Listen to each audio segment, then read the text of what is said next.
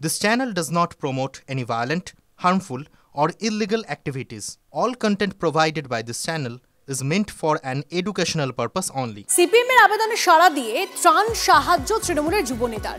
ময়নাগুড়িতে মীনাক্ষীদের ত্রাণ সংগ্রহ অভিযানে যুব তৃণমূলের জেলা সভাপতি। সিপিএম এর ত্রাণ কর্মসূচিতে 500 টাকা অনুদান রামমোহন রায়। নবান্নের ফিশ ফ্রাই কটাক্ষ বিজেপি। ভালো কাজে সাহায্য করেছেন দাবি শাসক নেতার।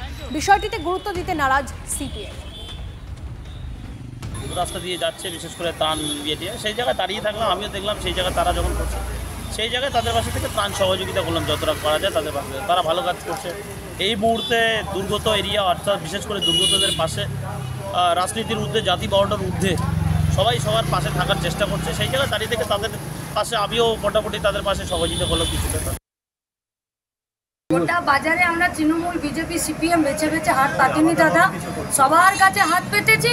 এবারে কে কোথা থেকে এসে 10টা টাকা দিয়েছে সেগুলোকে ওইটা ভাবে যদি আপনারা প্রেজেন্ট করতে চান সেখানে আমাদের বলার কিছু। হাসপাতাল থেকে ছুটি পেলেন আর তারপরে ত্রাণ সংগ্রহ অভিযানে বিজেপি বিধায়ক শঙ্কর ঘোষ। শিলিগুড়িতে ত্রাণ সংগ্রহ অভিযান, সংগৃহীত ত্রাণ নিয়ে যাবেন ডুয়ার্সে। হাতে এইভাবে ট্র্যাকশন নিয়েই বেরিয়ে পড়েছেন শঙ্কর একদম শিলিগুড়ি পুরসভায় তার নিজের ওয়ার্ডে, যে ওয়ার্ডকে তিনি নিজের হাতের তালুর মতো চেনেন, সেই ওয়ার্ডে বাজারে স্থানীয় মানুষদের সঙ্গে কথা বলছেন এবং ত্রাণ সংগ্রহ করছেন। শঙ্করদা, দুর্যোগের মানুষের পাশে দাঁড়ানো নাকি দুয়ারে ভোট নাকি দুটোই? দুর্গত মানুষের পাশে যে যার মতন সামর্থ্য নিয়ে দাঁড়াক, এটুকুই চাই। বাড়িতে থাকতে পারি না কাজ না করে, শিলিগুড়ির সবাই জানে ছোটোর থেকে এই অভ্যেস। ফলে স্বাভাবিকভাবে নার্সিংহোম থেকে এসে বাড়িতে বসে থাকবো ওর ছেলে আমি নই। আর যে চোট লেগেছে খেলার জীবনে এই ধরনের অনেক আঘাত পেয়েছি, যেহেতু খেলার মাঠের ছেলে এই সমস্ত চোট আঘাতে ভয় পাই না। খেলে তো দেবো 2026-এ। যারা মারলো তারা তো মানে আপনাদের যে বক্তব্য যে আপনাদেরকে আটকাতে চেয়েছিল, সেই জায়গাটা কি তাহলে সফল হলো না? কোনোদিন সফল হবে না। এটা উইল পাওয়ার। আবার যাবেন না? আবার যাব, ত্রাণ পৌঁছবো। এবং এটা বলে রাখি, কোনো মারের ভয় দুষ্কৃতী, গুন্ডা, পুলিশ লেলিয়ে দিয়ে থামাতে পারবেন না। রাজনীতি ভালোবেসে করি, রাজনীতি ব্যবসা নয়, রাজনীতি টাকা কামানোর জন্য করি না, রাজনীতি ভালোবেসে করি।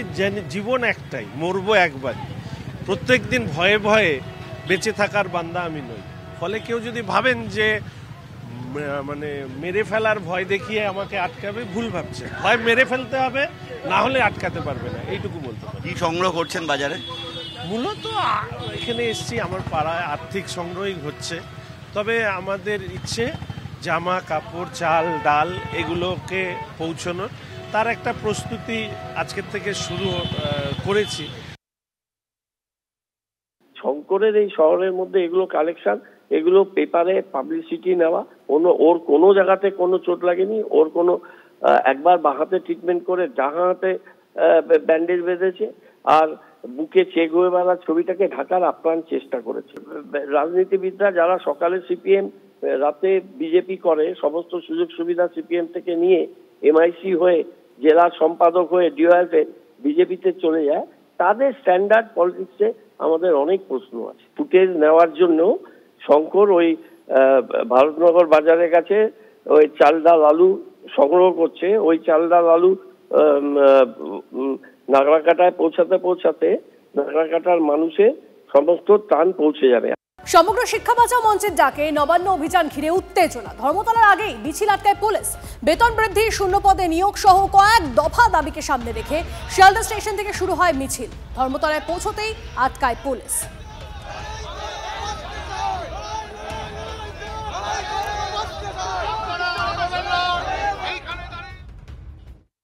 বেতন বৃদ্ধির দাবিতে প্যারা টিচারদের নবান্ন অভিযান কর্মসূচিকে কেন্দ্র করে ব্যাপক উত্তেজনা। এই মুহূর্তে আমরা যেটা দেখতে পাচ্ছি, একেবারে এসএন ব্যানার্জি রোড, ধর্মতলার ডোরিনা ক্রসিংয়ের কিছুটা আগেই কলকাতা পুরসভার পার্শ্বস্থ যে রাস্তা রয়েছে সেই রাস্তার উপরে বসে বিক্ষোভ দেখাচ্ছেন প্যারা টিচাররা। এবং সেক্ষেত্রে তাদের তরফ থেকে যেটা দাবি করা হচ্ছে যে প্যারা টিচারদের যে 12টি সংগঠন রয়েছে সেই সংগঠনের তরফ থেকে সম্মিলিতভাবে যে সামগ্রিক শিক্ষা বাঁচাও মঞ্চ তৈরি হয়েছে, সেই মঞ্চের তরফ থেকে বেতন বৃদ্ধির দাবিকে সামনে রেখে এদিন নবান্ন অভিযানের ডাক দেওয়া হয়। এবং শিয়ালদা স্টেশন চত্বর থেকে শুরু হওয়ার পর সেই মিছিল মৌলালী মোড় হয়ে এসএন ব্যানার্জি রোড ধরে রানী রাসমণি এভিনিউয়ের দিকে এগিয়ে যাওয়ার চেষ্টা করে, কিন্তু আমরা যেটা দেখলাম যে কলকাতা পুরসভার কাছাকাছি পৌঁছানোর পরেই কিন্তু মিছিল আটকানো হয় পুলিশের তরফ থেকে। দেখতেই পাচ্ছি আমরা বিশাল সংখ্যক পুলিশ বাহিনী, মহিলা পুলিশ থেকে শুরু করে গার্ডরেল দিয়ে রাস্তা আটকে রাখা হয়েছে এবং এখানেই যখন মিছিল এসে পৌঁছয় তারপরেই পুলিশের বাধার মুখে পড়েন আন্দোলনকারীরা এবং তারপর পুলিশি বাধা উপেক্ষা করেই কিন্তু সামনের দিকে এগিয়ে যাওয়ার চেষ্টা করেন।